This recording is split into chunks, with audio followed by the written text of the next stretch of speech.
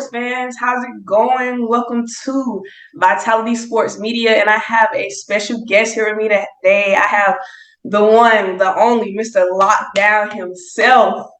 I have Devin Mines here. Devin, what's up? What's going on? What's going on, man? I'm just happy to be here. I And appreciate Devin, introduce yourself, man. Tell us a little bit about where you from, what school you went to. it. So Devin Mines, went to Mallet Creek High School, growing up throughout high school and stuff. We was the best team in the state, period, when I was there. Once I was there from 2012 to 2016. So we was best in the state for those 4 years running. Won 3 state championships in a row, sophomore, junior, senior year. So how to get down. We breathe, we bread Exactly. there. That's all. Really So tell just us about young Devin. What was young Devin like, and how did you get started with your football career? so really I was just a real energetic kid. I Okay. did play multiple sports. I played football, played basketball. I dip and dabble in a little soccer and baseball, but I quickly found out those weren't for me. Baseball, Yeah. soccer was too much running, so I was just good on them. Basketball, I felt like if I would have hit like 6'3", 6'4", I'd be in the NBA right now. Probably getting buckets with Steph Curry and them boys. Yeah. Would have got off the ring.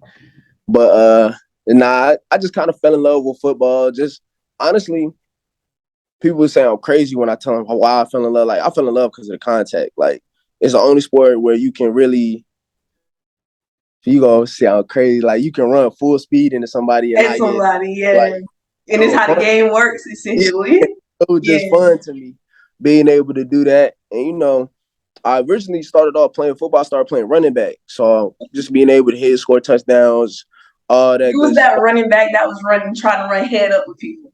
Yeah, run people over. Yeah. Yeah.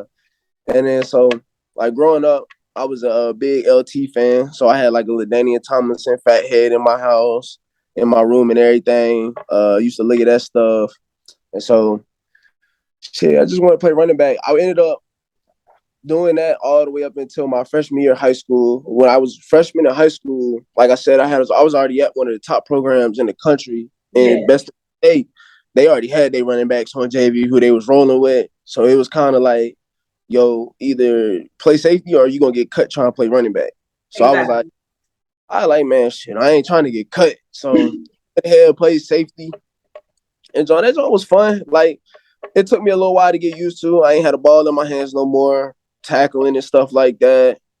Uh, but shit, I mean, it all worked out for it in a good way. So I Exactly. ain't mad about it. Exactly. I mean, it sounds like what I know about Mr. Devin Mines is he was able to make the switch when I met him. When I met him, he was already Mr. Devin Mines, okay? Yeah, got But, to. at the end of the day, like you said, you made the right decision for yourself to is either this or that, switch positions. So what was that like going from offense to defense for on one end, but also just switching positions as a whole with two different jobs, essentially. Yeah. So honestly, I ain't gonna lie, I was a little mad about it at first. Like I was like, man, because I mean, just the competitiveness in me. I'm like, man, I ain't no way I'm better than them cats. I'm like, let me show y'all, yada yada yada, all that stuff. And it was just like, I don't know. I kind of just like I took offense to it. I did. So I was like, if they ain't gonna let me play running back, I'm gonna be the best safety, at least. And so my my freshman year, I didn't even start though at safety. I was second string on JV my freshman year. I just played like special teams. I was more of a special teams guy. I ended up starting the last game on JV my freshman year, and Okay. that's kind of, I started making a name for myself within the program. Like the head varsity coach look at you like, who this kid? And he ain't Yeah, never talked all day, so it was just kind of a big thing for me. And then I just had to continue building off of it. So that's kind of just how that got started. And I mean, like I said, I fell in love with it because I could start hitting more. I could start running in people, trying to knock people down, knock them out. Really, like honestly, try to put people to sleep when I hit them. yeah, It was always a goal of mine. Like, shoot, I want them to know that I'm here. I'm a little on the short side for safety, so I used to want to hit people and make sure, like, yeah, I'm here. Like, you know where I'm at. I'm gonna be out here all day, and that's how. exactly. So you got to be ready. You better be strapped up, suited and booted. Because you was coming to lay the wood. That's basically Oh yeah. okay. you go against like I mean, as we continue, like you get older and you start getting to that college level, them guys get taller, them guys get bigger. So I'm still on the short side. I'm just big. So they just like, oh, he ain't gonna do that. So I just had to let them know, like, yo, I'm here. This ain't for show now. Exactly. So take us into your sophomore year. Coming from JV, I assume by your sophomore year, you were going into varsity. That's what it seems. Oh no. He said I'm jumping too much. Nah, like I Tell us said, about your sophomore year, Devin. all It's right. all a part of the story. It's all a part of the story. Like I said, man, we was on a good team. So my sophomore year on varsity, they probably had about 4 or 5 safeties. I knew I wasn't better than them. I knew I wasn't. We had Cam Madison, Tony. I know you probably don't know him, but shit, I know them boys like back in my head. Yeah. Drake. I used to look up to them guys. Like them guys showed me a lot. Shit, all three of them had D1 opportunities to play safety and stuff like that. So just kind of looking at the tone that they laid and the ground that they laid, I really just took what they were doing on varsity and took that down to JV and impacted my game that way. So like my sophomore year, I started on JV. I think I had like 6, 7 interceptions and a bunch of big hits and just big plays, and I was controlling the defense. And so like I was starting to understand and starting to learn more and just being able to play the position as well as I needed to play to get where I wanted to go in life. Just to had a program do what it Right. needed to. Well, like we went undefeated my sophomore year on JV. Didn't lose a game, and then that sophomore year, I moved up for playoffs. We end up going to states and winning the first state championship in school history. Yeah. My sophomore year, thanks to the help of LJ, I got to shout out my man LJ, J Sam, all them boys. So a bunch of Yeah. through there, and um, but it was definitely a big turning point for me too. Just not only with football, just the way I carry myself, the way I kind of carry myself in life and in school, just because I kind of started realizing what was in front of me, being at such a good school, like where I could take football and where football could take me. And so I just Exactly. like my freshman year, I kind of played around, joked around in school. I ain't had grades and stuff like that. Like I barely was eligible to play my sophomore year, but Okay. kind of starting to realize something had just clicked in my head. And me and my So dad, it's like by your junior year, you were already starting to make the mental adjustment. yeah, really, really, yeah, like the end of sophomore year, going into that junior year, I was kind of starting to realize like I need to tighten up. Like if you want to go to school, they're gonna look at your grades and stuff too and your Yeah. behavior in school. They ain't gonna want to take no knucklehead. Exactly. So Yeah, so take I us into your junior year. so just going into my junior year, like I said, I was trying to get my mind right. I think that was probably one of my best summers, like just working out and training, just cause like I had the opportunity to start on varsity as a junior, and at my Okay. school happened that often where you start as a junior on varsity, and so I knew like the opportunity was placed in front of me, and I was just like, man, I gotta get after it. I gotta Yeah. put focus on school. I gotta put my focus on this playbook. I gotta put my focus on getting my body together and getting right, just so I could do what I needed to do. And kind of going into that year, I did camps and stuff, like little football camps over the summer. So I Okay. was getting like a little, it wasn't a lot, but people were interested because I was like I said, we was at a top program. So when I tell coaches what school I went to, they know off the top of Exactly. their head. And so talking with them coaches, they like, all right, cool. Like you ain't got no film yet on varsity, but we gonna be watching and stuff like that. So I'm like, all right, I got all these eyes on me now. I gotta produce. So I just felt like I always kept that hunger to myself, like throughout that year, just like don't nobody know who you are, dude. Like you fresh, Exactly. you brand new. Like nobody knows who you are. You ain't got no clout. Nobody really cares. You just another number out there. And like my big thing is I wanted people to include me in their game plan. Like when they put up the defense, they Yes. have my name up there and be like, we got to watch out for this cat right here. Yeah. And so that's just kind of the attitude I went into my junior year with. Ended up going 15-1. We lost the second game of the season by 1 point, and then we went 15-1 and won states again. Just a ton of dudes, man. Just put it all together. Crazy receiver core, running back core, line like bro, just everybody. Just Yeah. put it able to go back to back, and so that was really big, and just it brought a lot of publicity to the school. That's when a lot of scouts started coming, going into that spring, getting in there. Was starting to get phone calls and stuff. But like I said, what came back, and I really didn't think it would come back. It came back and bit me in the ass my freshman year. my grades wasn't good for a lot of schools that used to come look for me. And so like emphasis on the grades. If you're watching this as an athlete, emphasis on the grades, and it does not start in college. It starts in high school, middle school. If you can, the earlier the better. absolutely. No, I'm a big voucher for that. You know, I ain't want to listen to people when I was growing up. I was just like, man, if I'm good enough, they ain't gonna care about these grades. Boy, was I wrong. Yes.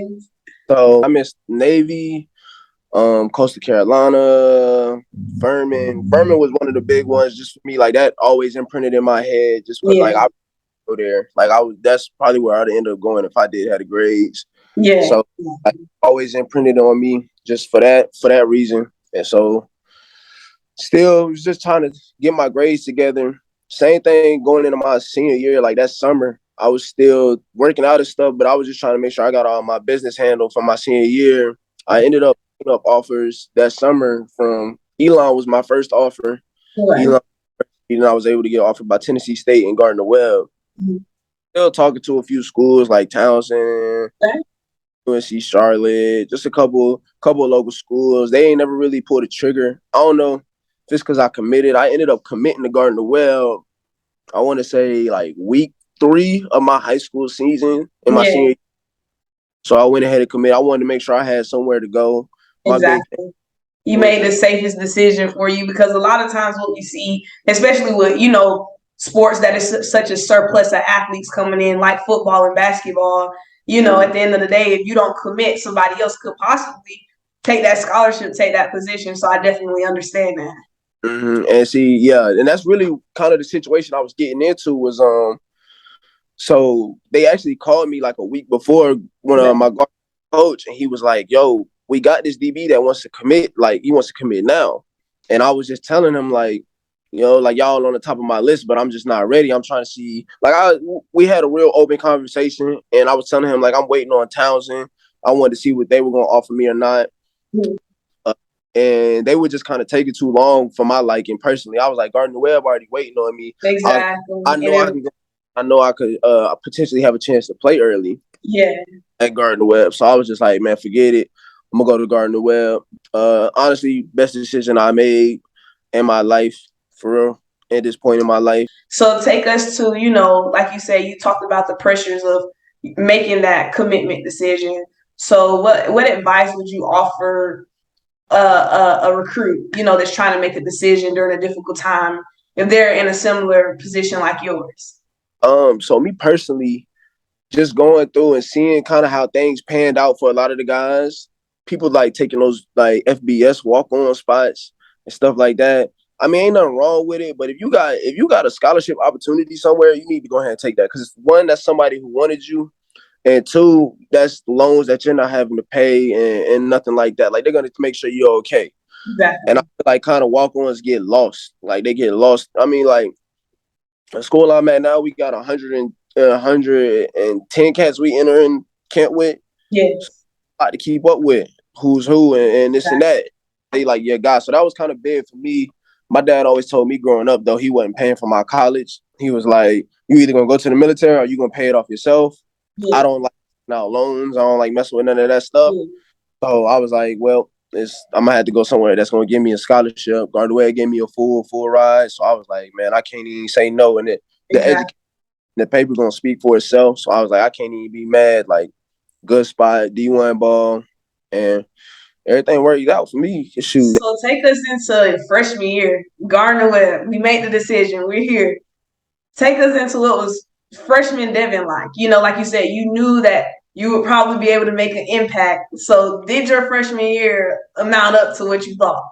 So I'm gonna keep it a whole man. The first, I think when I got there in like late June. So we got there late June. All the way up until that October or that late September, I wanted to transfer. But I'm gonna tell you why. It was really just on me. So I got there, workouts was going good. They keep like the freshmen usually separated so they can get everything and stuff like that. So I'm thinking I'm like one of the best. I'm like brain away. I don't come in here and do my thing, yada yada, and start easy. We get into camp, and my DB coach, coolest dude I know. We still friends to this day. Like I talk to my DB coach all the time now. Like I went to his wedding just in Houston. Like all that. Like we cool as hell. But Yeah. I couldn't stand him. Could not stand him my freshman year. Like that whole camp, I could not stand. Like he was always screaming at me, yelling at me. And you know when you out in that heat and stuff, you're not really thinking it's just to make you better. You like, man, this dude don't leave me Yeah, alone. it's like, are you trying to make my life harder? Like I'm already a Yeah. freshman. I don't know what I'm doing. You yelling and screaming at me. Yeah, Mm-hmm. like What it was. So it was just like he used to always talk. He was like, "So you don't know the plays fully." I mean, because shoot, the playbook from high school to college grows ridiculously. So it was just like I was still trying to learn plays, and I kind of got myself in my head and was just like, you know what, forget these plays. I'm gonna just make plays. I make plays. They got no choice but to put me on the field. yeah. I was wrong. I was wrong. So They was like, emphasis on knowing the playbook. oh yeah, That's oh step yeah. two when you enter college. That's the You most don't important. that playbook, you ain't touching that field. It don't matter how good you are.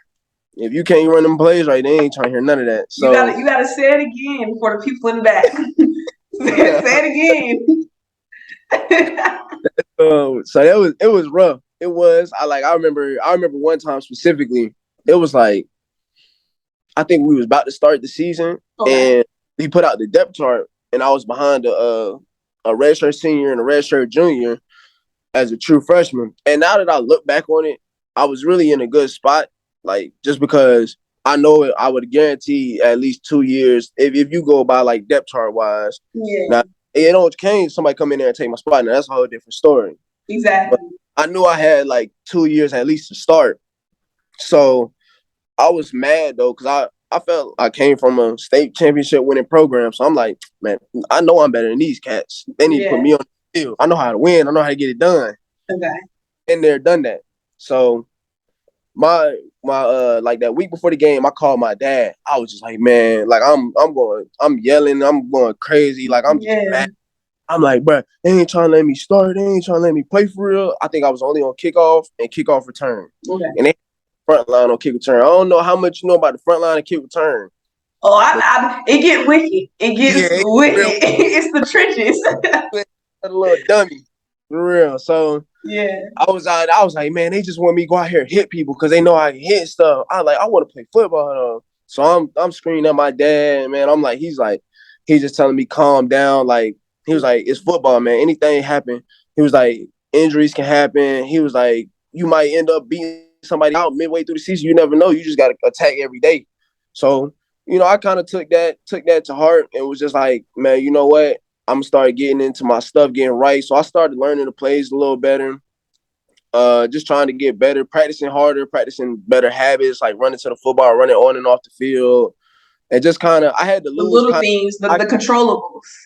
yeah, like I controlled everything I control. I did have to lose some of that like cockiness, like because I mean you're a freshman in college, you back on the bottom of the totem pole now. Like who are you? We done everything you wanted to do. Like some of these dudes, like the red shirt senior that was in front of me was in his freshman year, was my 8th grade year. And I Yeah. don't think a lot of people like I didn't realize that at the time. I didn't realize it until I got older. Yeah. Like, yeah, dude been in college the whole time I've been in high school. He should be better. Exactly. Exactly. Like, And at the end of the day, like you might be able to produce more at a certain point, more than that person ever did in a college career. But like you mm, said, you can't look over experience. At the end mm, of the day, he was a veteran, whether you want to take it from him or not. right, But I think that it's very important to have somebody in your corner, like you had your father, to sit there and to guide you when you face adversity. And a lot of people, some people, don't have that. absolutely, So I think you were really hitting on a lot of key important points, like because I feel like a lot of, like I said, a lot of sports that have a surplus of athletes coming in or athletes that might play that position, like football, you can go have 5 running backs, like you said. You could be on a team with 8 receivers, mm, but half of them won't even play during the season. The other half probably won't even get in the scout teams. They're just there. But exactly, you really, from high school to when you made that transition to college, one thing that did not change about you was your ability to face adversity. And I mm-hmm, feel like, that's important. And that's something that a lot of athletes now need because we live in this whole clout phase and transfer portal, absolutely, that athletes don't know how to face adversity. absolutely. Nah, like it's 100%. Like it's crazy because like like I said, I was ready to like basically like, yo, I'm ready to dip on these dudes. Yeah. Week 3 happened. It's the 3rd game of the season. Both of the dudes in front of me go down with concussions and can't play the next week. So I ended up getting to start my 4th game of my college career. Was What? my Ain't that ironic? That so is ironic. yeah. And so I never forget it. Just that day. And then that game, I led the team in tackles in the game. So like I just went out, did what I knew I was capable of. And it's been a written story ever since then. He did take me off the field again my freshman year because I was bull driving around in practice and whatnot. I got a little too high on my horse and I ain't gonna lie, he had to knock me back down. Yeah. Like I had to look back on it. I got too high on my horse. I was like, man, I'm freshman. I was the only freshman start. It was me and Jalen Foster were the only freshmen starting. And I was like, it was me. I was a safety. He was a corner. So I was like, man, they can't tell us nothing. We run this school, boy. We're going to be here 4 years starting, yada, yada, yada. I'm Yeah. like, I got too much on my high horse. I ain't even going to lie to you. I was feeling myself a little too much. And I wasn't producing the way I needed to produce anymore. Like, I was just like, oh, man, I already showed y'all what I got. So y'all know what's going on around here. And just got too comfortable, really. Just way too comfortable. And how was that going to the culture, right? Because culture is a big thing. You came from a top school, winning culture, to Gardner Webb at the time. And, I know Gardner Webb has definitely changed their culture. They're definitely improving. Trey Lamb is definitely doing his thing with those boys. But at the time, the culture that you were in, that was a different Gardner Webb. So how was it switching from constantly winning to having seasons and not being able to get over 500, just mentally as a player? If you know that you're producing as a player, but as a team, how was that for you? See, man, I got stories. I really like my freshman year. That the culture was definitely different. It wasn't the same culture. Like the way we felt in high school, it was just like y'all gonna like if we can't win, then we not good enough. We need to find a way to win. Like we lift harder. We felt like we lifted harder. We ran faster. We were better coached. We were strong. Like everything. We felt like we was just better. Straight up team as a unit. We was like, can't nobody touch us. Nobody. Unless we allow them to beat us, can't nobody beat us. I got to Gardner Webb and it was just kind of like, oh, so when I got there, my freshman year, like I said, we lifted with the freshmen, or all the freshmen were together, like lifting and running and all that. And I was like OD strong. Like I was really strong. So I was able to lift with linemen. And that's what I knew I was in. Like it just, that's what kind of annoyed me. Like the fact that I could do that just because you I knew said, like other people could be pushing themselves too. yeah, like yeah. Linemen squatting at least 500 by their senior year. Like if you ain't squatting 500 at a lineman by your senior year, they looking at you crazy. Like I'm a safety. I want to say my max coming out of high school was high 400s, low 500s. Yeah. So when I started the Web and I seen linemen wasn't even being able to squat 330, I'm like, man, ain't no way we winning these games. Yeah. It just kind of like made me realize like just the difference in cultures, like the whole thing changed. It was just like, and just how important having a culture is overall. Yeah, absolutely. Like if you don't have a culture set and it's just kind of whatever it is, then I mean people gonna be doing whatever it is they do. They're not gonna have improvement. You probably gonna end up having more decline than you do improvement for real. Yeah. So take us into your senior year. What was ending Gardner Webb? By your junior, senior year, you coming out of Gardner Webb, mentally, you were on that height, that mountain. And the older you get, is it's coming down. So how was that for you? By your senior year, it's like, how was Devin Mines? So I mean, I was good. I feel like everybody at that time, at that kind of point in time in your career going in that senior year, you still think you got a shot at the NFL. So that's kind of how I was living my life. Like, man, I go crazy and I'm going to the league. Forget all of this. Forget, I'm making my meals. I'm doing this, doing that. Kind of I had it written out myself. You feel me? But at the end of the day, you were chasing a dream. Yeah. You were chasing a dream. And so I feel like you can't undermine that either, you know?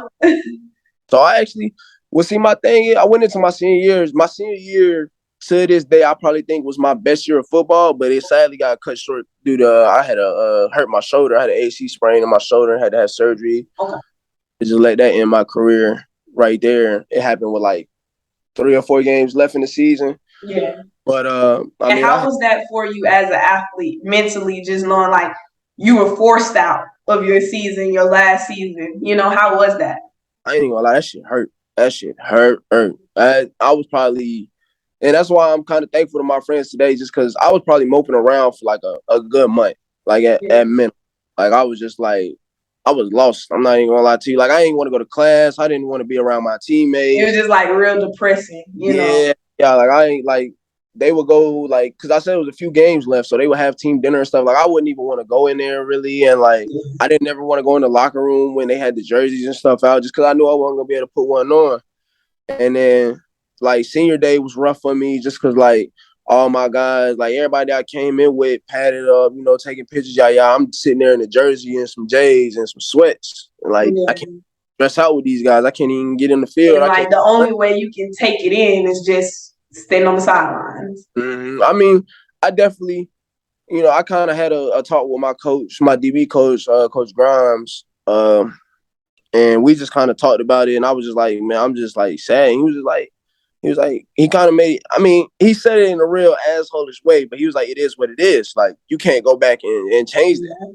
Yeah. And I was like, that's right. He was like, so you gonna sit here and mope? And he's like, these boys still count on you, like, cause I'm naturally like real verbal on the field. Like I would scream, shout, yell, hype everybody. Like if ain't nobody coming with intensity like mine, so Yeah. I'm in your face, I'm screaming like, let's go. I hope you're ready. It's time. Like Exactly.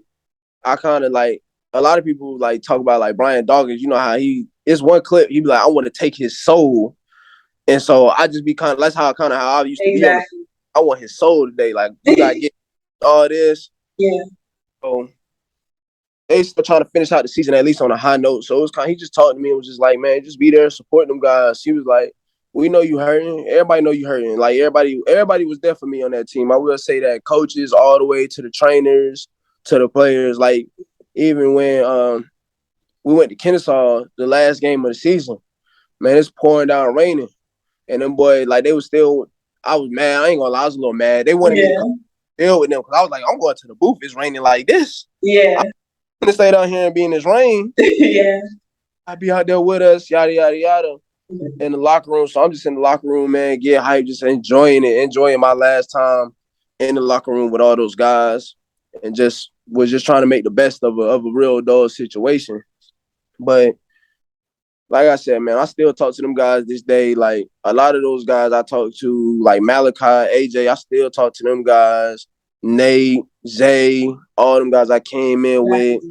I like, and like I just tell them all the time, like, man, don't take it for granted. Keep doing what y'all doing, cause like them dudes is talented. Like a lot of them dudes that came through well, I don't think people really know how talented. I say that all the time. Like, we have a good group of guys. Even in the years past, there's always been a solid group of guys. It's just like you said, in the past there was culture. There was different coaching. Players can't do it all by themselves. And when you get to college, you realize it takes more than skill and talent to win. Oh, absolutely, way more, way Way more. more. You know. Yeah, and I see that was my big thing. It was just like we had some coaches that were good, but it was just some It like could that have been weren't better. You guys could have had better for what y'all had at the time. absolutely. I like at least my junior and senior year, there was no reason we shouldn't have won conference those 2 years. Exactly. So that was kind of big for us, and it's just kind of like, dang. And I mean, that's what happened. What happened after the end of my senior year? So like they end up getting rid of that coaching staff and bringing in Trey Lamb. And I do think I keep up. Like I said, I keep up with the program, so I keep up with Trey Lamb. I've talked with him and stuff, and just kind Yeah. of everything that he's doing around there. I still talk with Tay, Team Nate. Still Exactly. talk to.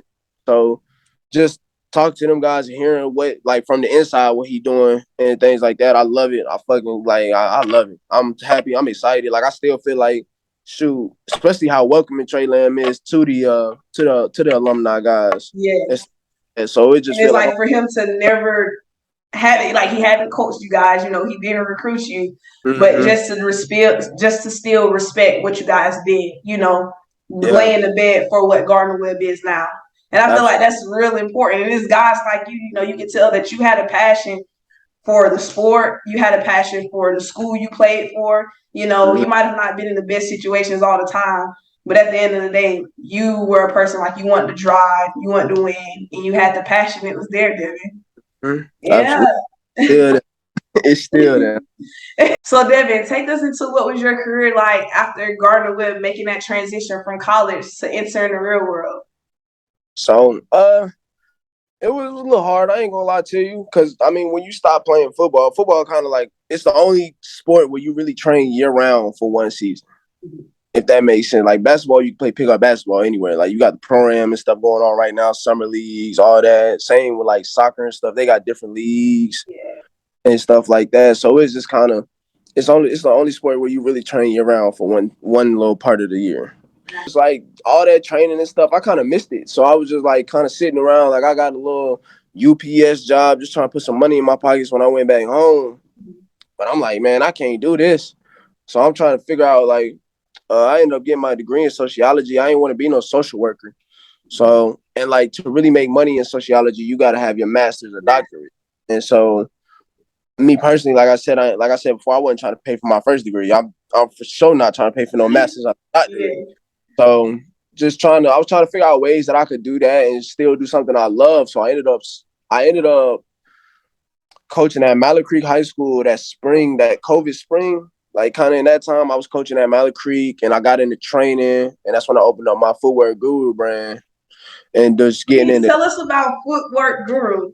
So, Footwear Guru, my senior year when I got hurt, I was sitting in the room with all my boys, and I was just kind of like, man, I don't know. I like football too much to go do anything else. Like it's something about it. Like I was like, everything else looked boring to me for real. Like I don't really feel like it's too much out there. I don't even want to work in no office for real, none of that. Yeah. Uh, I started training and just kind of training the guys at Gardner Webb. I wasn't even really going anywhere. I was just like, yo, you want to come out and train? Like I Get got the extra work. yeah. So I used to go out there and train with them. At one point, like I had almost the whole team coming out there just to do some type of drills with me, just because I started learning stuff. I started looking at people like Footwear King, 300 Fitness. Yeah. Shit, it's a bunch of dudes that I get footwork and drills from. So I was training all type from DBs to receivers to linemen, linebackers, running backs. Only people I ain't like training was quarterbacks because I ain't want to mess up how they throw. I feel like that's a Exactly. really important way, and I ain't want to mess up nobody's throwing motions. So Yeah. I away from them guys. And see, I can respect that because you're one of those trainers, like, as you get into it, you know your kind of craft, you know what you're doing. Because a lot of these trainers are getting clout, get rich schemes. And it's like Absolutely. they have these guys doing stuff that doesn't correlate in their sport or even onto the field, or the position that they might play. Absolutely. And that was one of my big things. Like, I just kind of used to see that on the internet and stuff when I started training. Like, all these trainers just taking your money. So, my big thing was I would go through drills and I would be like, if nothing makes sense to you, ask me and I'll tell you how it come back into a game, any situation. And that was one of my big thing with all my drills. Like, if I can't make it make sense to a game situation, then I ain't no need to doing it. Now I do got like some stuff that just naturally just like foot speed and it just like I try to burn their legs out and stuff, but that's just part of the workout and stuff. But like I'm doing plyometrics and stuff like that, working on cuts, working on the way they cutting without dragging their foot, where to like putting their feet at in the ground, how many steps taking, just how wide the steps is, just looking at stuff like that and trying to really eliminate all the little things. Cause like you said, this is a surplus of athletes in this sport now. So you got any little edge you can to be better than that next guy. And you just got to run that ladder that way. So And take us, okay, so after, you started Footwork Guru, okay, Devin Mines now is a coach. And that's what I want to know about. So how did that whole transition happen to, like you said, UPS, Footwork Guru to coaching? yeah, so like I was working simultaneously. So I was at UPS and at Mallard Creek coaching. I was able to get a coaching offer the next following year from Coach McFadden. He coach at Independence High School now. He the head coach over there. He actually hit me up just because he knew all like the training and stuff I was doing, and he was like, yo, like I'm looking for a DB coach that can develop kids. And I was like, well, I do footwork and stuff, like that's what I can do. I was like, if you got some kids that can run, I can teach them to play DB. Like that's what I tell everybody to this day. Like That's if he all can, you need. that's all you need to be able to do. I can teach them how to play DB. We can get the rest figured out. Like I just recently in March took this job at Sioux Falls University, so now I'm the corners coach up here. And Congratulations. yeah, thank you. Oh, it's definitely a blessing to be here. I will say that. And And so, it's how has that transition been from you transitioning, from athlete to coach? Like, and now you're a younger coach, so how has that been for you? it's definitely a different world, way different world. I don't think like I definitely have much more appreciation of what coaches were doing for me while I was playing ball. Like I wasn't really like my coaches used to tell me they used to have meetings and stuff. I used to never really think about it until I was in a meeting from I think when I first got here, just trying to learn the playbook. We was meeting from like 7 a.m. to 7 p.m. and like this is straight playbook. Like we not even doing nothing else. Like Yeah, on a straight playbook, teaching us ins and outs of it. And it's just like it's a lot of information so fast that I gotta know so I can be able to go and teach these kids that's been in it for a few years. That they probably know the defense a little better than I do. But I exactly. talk to them like I know it better than them. So just that adjustment was different. Being in college now, got to do the recruiting and things like that. So that's a lot. That's a lot different. Like I recruit right now. I recruit the south side of Illinois, so like that South Chicago and down. Yeah. So like I gotta call coaches out there, talk to coaches out there, talk to players out there, keep up with people, all that stuff. If it's kids we want to meet and stuff, or kids I want to see at camps, I used to have to go out there. Like I was traveling there all summer. I was about to say a lot of traveling, when it Yeah, comes to the recruiting eight, process, a lot of traveling. 8 hours. So just trying to find guys for the program. But what I say, like, it's good to be here. It's kind of so my overall goal is like I want to be either head coach Power Five or head coach in NFL somewhere. Like so, being here is that's a big thing. And then just like the staff I'm under, me being a young coach, I wanted to come somewhere where I could learn that would teach me how to do things the right way, teach me how things got to get done. Even though like I'm back on the bottom of the totem pole, so I do got the bull job work now again. So I don't mind it though. It's definitely like I've learned so much here than I could even imagine. Like honestly, like I've learned way more than I thought I would have. Just not even necessarily on the football aspects of things, but just getting equipment ready for the guys, getting the field ready for them, doing like little things here and there, like to keep everything running smooth and running clean. And it's just But I like feel like that's what makes it even more rewarding. Like to know everything that you've been through to get to the point that you are, in your career. And when I say football career, you still kept your passion for football going. So at the end of the day, you're still in your football career, but you're just on a whole different side of it now. And absolutely, just to see you again persevere and push through everything, I mean, it's inspiring for me as a young athlete and as someone that's going to soon enough transition out of college. Like it's inspiring. I appreciate that. I mean, I don't never look at it as inspiring, just cause like I mean everybody. So people always tell me like, man, you never know. My dad biggest thing is like you never know who's watching, who's listening, and I mean I just kind of move just off the way I am. Like you said, I persevere through anything. Like when I want to get places in life, I'm gonna find a way.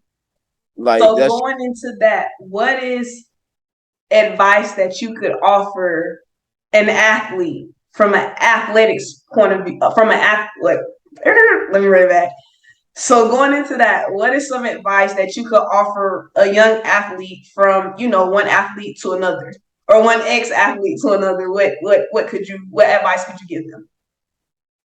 man, just grind. You got to get a hunger to you for real. Like if you don't got that hunger and you feel like you not really getting the way you want to go, you control all that. You feel what I'm saying?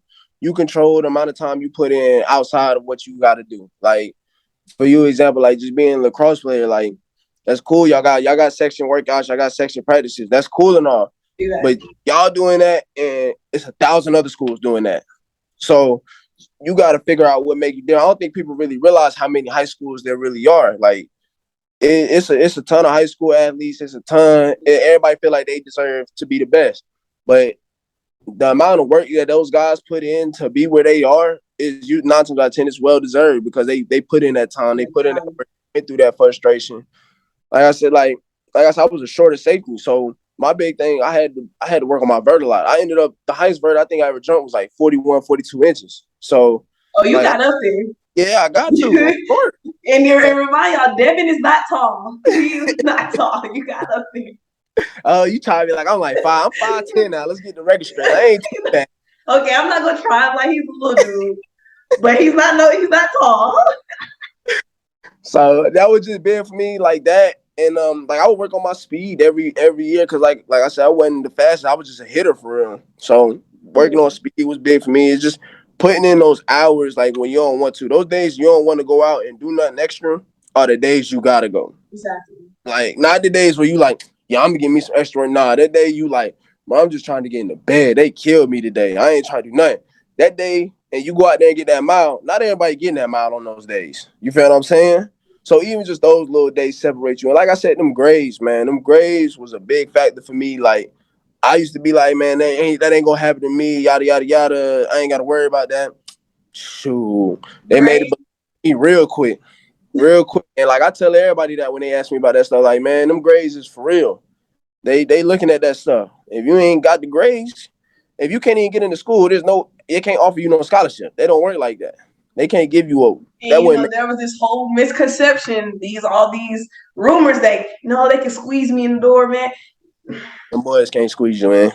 That, you guys, you hear it. You They, hear it. they squeeze you in. Like even being here, like if you ain't got the grades, we can't accept. Like if you can't get into the school, there's nothing we can really do about it. That's between the school.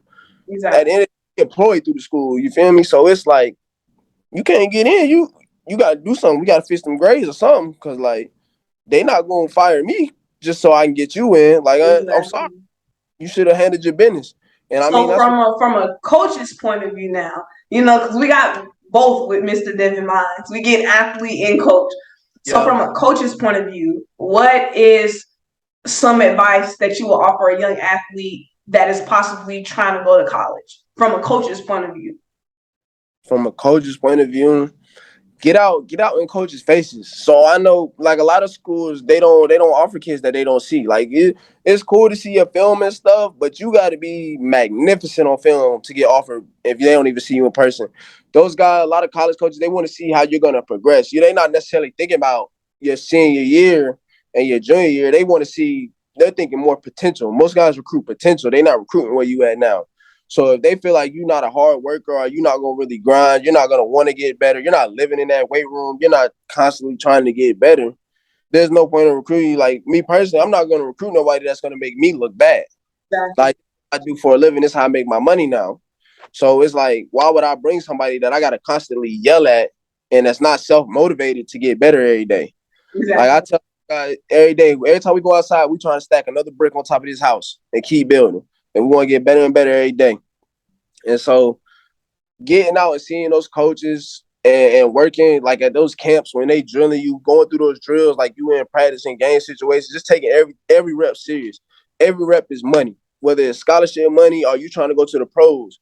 Every rep is money that you can get. Like I used to count to myself, like I do one bench press, like that's $100 I can get toward my scholarship, 200, 300, Yeah. and just like I'm Exactly. And see, motivated. that everybody else talking about, oh, I want to do this for my family or feed my family. Like, they've been giving y'all the map, so give you the keys, the gems on how to do it. Absolutely, absolutely. Like It starts before you actually start making the money. It starts before. it starts way before. It Yeah, starts way just to have a chance at that money, you got to be repping like you about to get to it, and you exactly. just at the end of the day, it's want to. How bad you really want it? How bad are you gonna get up before workouts? Are you gonna stay out a little? Like what you gonna do for it? Exactly. That's basically what I ask my kids every day. Like what you gonna do to get where you want to go? How you gonna do it? Like I drove 22 hours to get here. I packed my joint up in the car, drove 22 hours. I said I want to be a head football coach.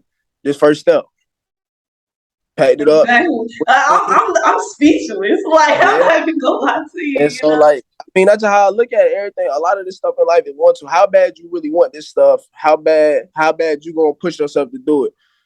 And like I said, I'm back on the bottom of the totem pole. There's some nights I'm in here till about 10:30, and I've been in here since 6 a.m. But like they telling me this is what's gonna help us win. This is gonna help us do that. All right, cool. I want it. Don't Let's do it. go. You making the Do it. sacrifice, and it's like Yeah. you're not just making the sacrifice for yourself. You're making a sacrifice for, like you said, your boys. At the end of the day, because it's not just about you; it's about them. And when they see you're making the sacrifices and you're sticking to your word, that's culture, and Oh that's yeah. what lets them fall in place. So I feel like it all comes together under one big umbrella. Oh, it definitely do. Like I couldn't. Like I tell my guys all the time, I'm not gonna scream and yell at them if I'm not doing my job. Like I just, me personally, I can't do it. Like that's being hypocritical. Like I'm not gonna be like, oh, you should have been doing this, this, and that. And I ain't even do my breakdown from earlier. Like I don't got like, so I'm not getting my job done. They not getting their job done. Everything goes downhill. Exactly. We want to keep climbing. We want to keep stacking bricks. So people got to get their job done. I just finished my job. That's a brick. They finished their job. That's a brick. Boom, boom, boom, and we just built there. Exactly. Finding it out. Well, Mr. Devin Mines, I think that you offer a lot of great advice. I would say good luck in your career, but I mean, I don't think you need it. You have all the tools and the resources to be successful. You said what? I had a coach tell me luck is for the unprepared. If you always prepared, you ain't gotta have luck. Hey, there it is. there it is. And I just want to say, to me, as an athlete, your story is inspiring. You stories like this is what I do this for. It's why I do this. So at the end of the day, I wish you the best of luck in your coaching career. I know you're gonna be something. You're gonna be something. Keep putting in the work. Keep inspiring others and keep guiding those young boys at the end of the day, because we both know that they need it. And so from one athlete to another, thank you for that. And thank you for taking your time out and coming to interview me, man. You got me feeling all special and stuff now. Yeah, thank you. I definitely do.